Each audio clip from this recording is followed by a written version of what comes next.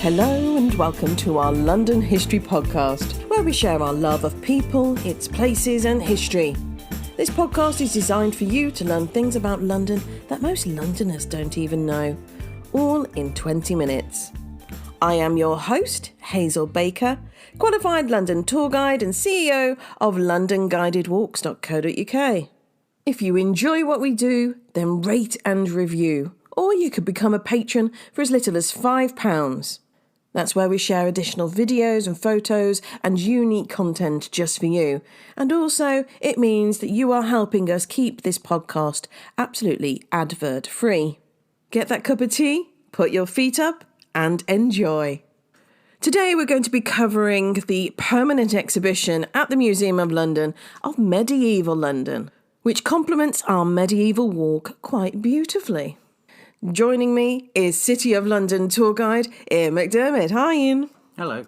So, Ian, would you like to set the scene and explain medieval London? Okay, well, I'll begin, if I may, with Roman London, which comes to an end in the beginning of the 5th century. So the archaeology suggests that where Roman London was became pretty much totally empty by about the middle of the 5th century. So very rapid decline from about 410 to about 450. And when the Anglo-Saxons settled, they decided to put their major settlement a bit further west, and they built Lundenwic, as it was called, around where Aldwych and Covent Garden are now. And when you go round into the medieval section of the Museum of London, it begins with the Anglo-Saxons, logically enough, and it ends about 1500 or so. Yeah, and so the Museum of London has this permanent exhibition, which we spent quite a considerable amount of time in, and we're going to be sharing our favourite bits today. What I did like is that they're using mats on the floor to guide you on a set one-way route, which was very nice. And also the hand sanitizer machines, you didn't have to touch them in order for you to get hand sanitizer, which I think is brilliant for a start. In episode 25, we shared with you our experience of the British Museum, and what was nice about the Museum of London is that you could access all parts of the museum. It was just in a one-way route. So you don't feel that you're missing out on anything. And they've just roped off a couple of enclosed spaces, which you probably wouldn't want to go into anyway at this time anyway. Mm-hmm. Things like Victorian pub, is that right? The Victorian pub and the Black Death, the video stuff where you sit down and watch. And the other thing we've been doing is trying to concentrate on one particular area, because we both find, and I'm sure most people will agree with this, when you go around the museums, it's a bit much to take in. And although this has happened to me in the past when I've gone around the Museum of London, and I've been around several times, I tend to do it all in one go. I don't know if you've done that as well. And what's nice about the past 2 times that we've been, we've just concentrated on one section, and it's been more than enough, hasn't it? So, oh, yes. First time we went round the Roman section, and last week we went round the medieval. And the way the medieval set out is very clear, isn't it? I like that. I mean, you're saying about the arrows on the floor in general. When you enter the medieval section, they've got a map of London that kind of lights up, and it shows the growth of London and where London actually was in terms of its position from Anglo-Saxon times through to about 1600, I think. Mm-hmm. And that was very useful. So, Hazel, you went round, and was there anything particular that caught your eye in the medieval section? Yeah, I've got 3 things, really. 2 of them are shiny. Oh, yeah. No surprise there. So the first one was a fantastic brooch. It just caught my eye. And it's about 7 centimetres in diameter.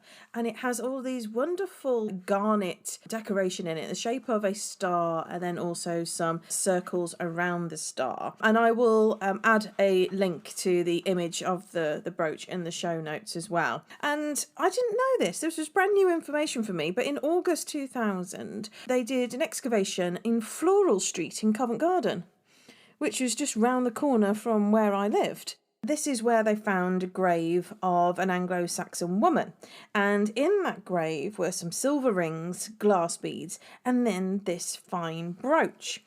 And it really is beautiful. The brooch itself is made out of copper with gold plates and gold wire, and then these polished garnets that I mentioned. And they believe that the brooch and the jewellery were actually in a bag around her neck at the time of burial, which I thought was interesting.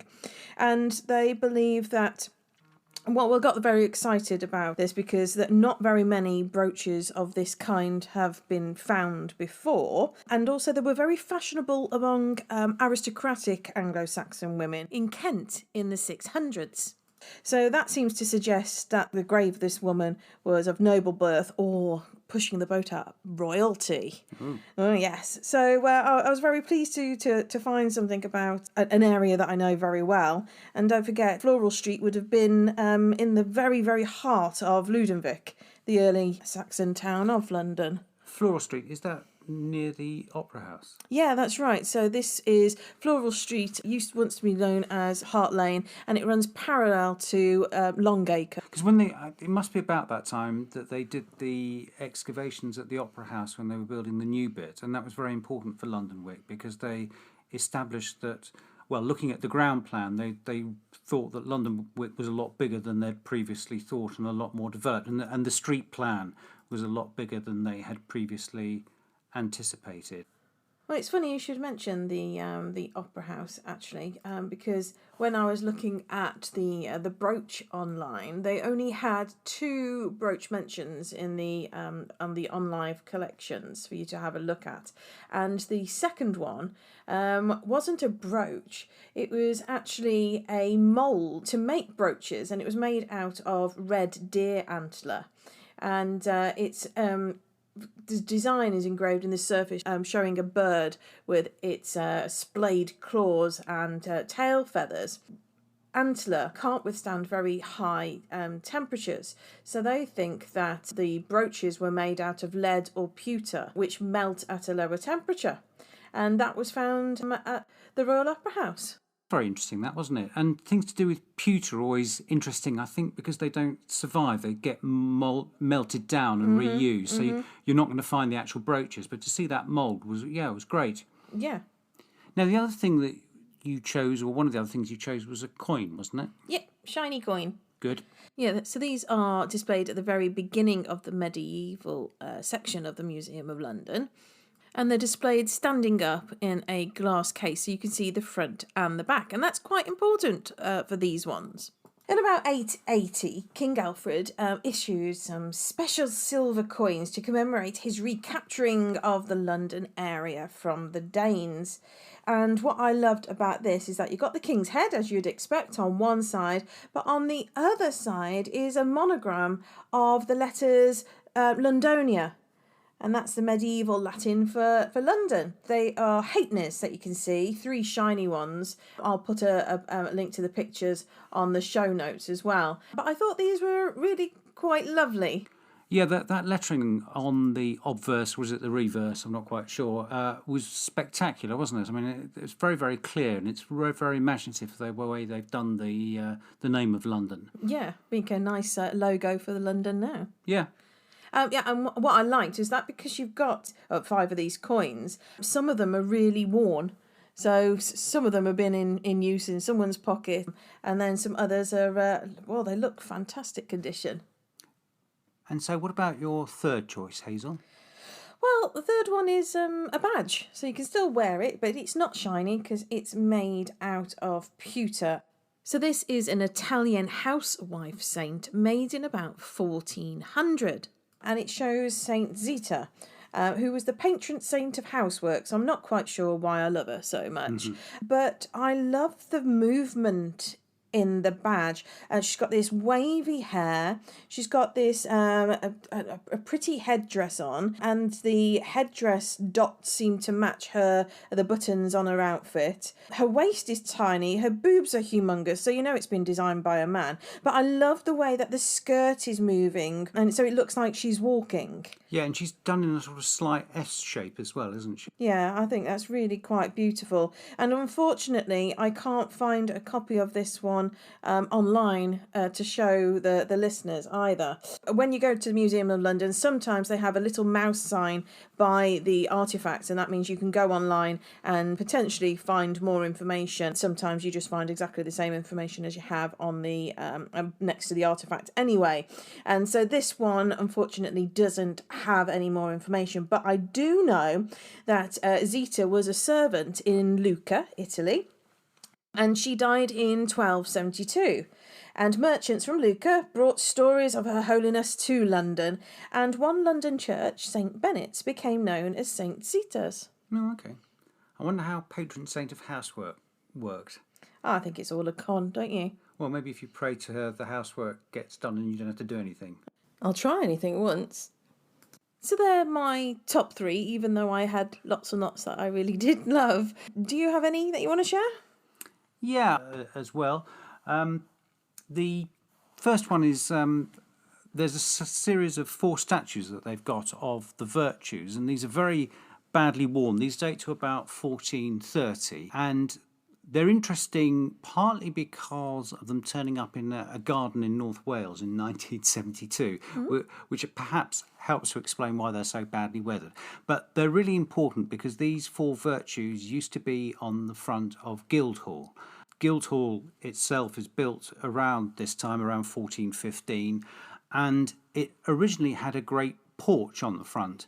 And there were 2 main inspirations for Guildhall. One was the town halls being built in the Low Countries, like at Ypres and Ghent. And the other big inspiration for it was Westminster Hall. Westminster Hall had a tympanum, so a series of statues above its gate. And in this respect, Westminster Hall represented cathedrals, which also had these. And then Guildhall had one too, although it was obscured in the 18th century by the porch that you can see today by Hawksmoor. And then these statues were removed, I think, a bit later on, finally. And the 4 ladies represented are Prudence and Temperance and Justice and Fortitude. And they've paired them up so they know that 2 of them are either Prudence or Temperance, and they know the other 2 are either Fortitude or Justice, but they can't quite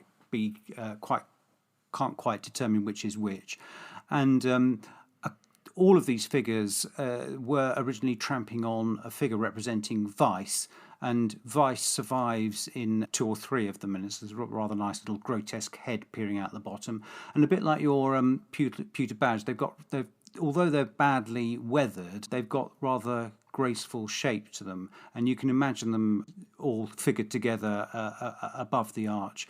And things to do with the Guildhall was the most important secular building in medieval London, so anything surviving from there I think is great and is of real interest to me. Yeah, and they've got the Royal Arms as well there. I thought that was a copy.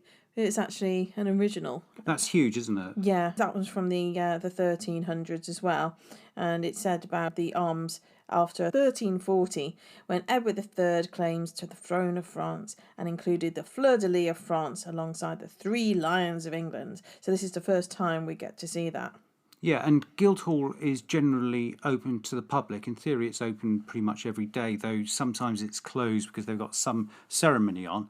In the Middle Ages, interior was absolutely covered in tracery, and every now and then you can spot a tiny little remnant of that tracery. So, I mean, it must have been, well, fantastic outside and inside, and of course it still is very impressive today, but I think with a kind of medieval porch on it, it would have looked truly magnificent. Yeah, amazing. All right, so that's number 1. What else have you got? Well, when we do our medieval walk, I like to talk a little bit about the Jews of London, whose history is unpleasant and interesting, and unfortunately not much remains, and that is probably a bit of an exaggeration, really. There's a plaque in Old Jewry to where the main synagogue was, and in this section of the medieval at Museum of London, they've got reference to 2 archaeological digs that they made on Milk Street and Gresham Street, where they found the remains of Jewish ritual baths or mikvehs. Apart from that, the Jews just appear in the records in rather unpleasant circumstances. So there are a couple of occasions when there were riots in London, and the Londoners murder a few Jews for good measure. And apart from that, they just appear in records in sort of odd moments, but odd moments which tell a rather dark history. So there's one that I remember from the 13th century when the body of a boy is found in a churchyard, and the Jews are associated by Christians with ritual murder of children. And so what do to solve the crime? Well, they say the whole Jewish community is responsible, and they levy a heavy fine on them. And finally, the Jews are kicked out under Edward I. Yeah. And in the Museum of London, they've got what is probably a Jewish lantern. So this is a lantern that would have been lit on the eve of the Sabbath. And they speculate that it might well have been then subsequently used by Christians after the Jews are got rid of. But it's a rather nice bronze lamp, and it's nice to have something tangible to connect with this community that is so ephemeral in the historical record. And they said that one was from the 1100s, and that was found at St. Martin's le Grand. Yes, yeah. And then my final one is an object of everyday significance. This is a timber revetment. I thought you were going to say wine glass. No. This is a timber revetment dating to about 1220. This is a wall made of oak, and there are 4 surviving planks in it with the vertical supports to it. And this would have been used for lining the River Thames. And so the significance of that is that the Thames is constantly being newly embanked. They're constantly making new embankments out of timber at this period. And as a result of this constant process of land reclamation, so what they do is they build a timber revetment, and they'd fill in the intervening space mainly with rubbish, and then you've got a new bank to the River Thames. And of course timber erodes after a while, so this process goes on and on and on until in the 14th century, when the banks of the Thames become stabilised, and then become stabilised because they start using stone for this process. So obviously it's rather interesting to see timbers surviving from this period, and ones that are of such importance for the history of our river. Yeah, fantastic. So there's plenty to see in a couple of hours just in the medieval section alone. Yeah, it was 2 hours of intensive museum watching and reading, wasn't it? Yeah. Yeah. But enjoyable though. Yeah. And you can join us on a medieval London walk and see how Londoners made their livings, how religion permeated their lives, and how they had to put up with some pretty strong smells. Private tours and guided walks are available on our website, londonguidedwalks.co.uk. And if you just can't wait to hear more about medieval London, then we have 5 other episodes for you to enjoy. Episode 32 is about medieval guilds in the City of London. Episode 38 is about the Black Death, London's first plague. Episode 41 is about medieval friaries. Episode 48 covers leper hospitals in London. And also episode 50, the history of Shoreditch. We actually only get up to the Tudor times, so there's lots of good old medieval stuff in there for you.